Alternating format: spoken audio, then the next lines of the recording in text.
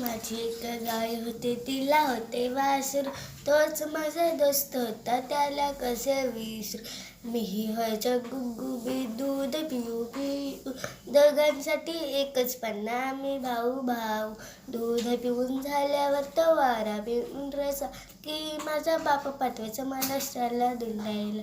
आम्ही असे उंडारताना भिंगरीच्या पायाने, गाय पाहायची दोघांकडे सारख्याच मायाने. हिरवे हिरवे गवत, कोळे कोळे ऊस, त्याच्या शक्ती आणली की गाई वाचे खुश. कोळ्या कोळ्या जिभेने अंग माझे चाटायचं, ओठावरचा फेस त्याच्या साय मला वाटायचा.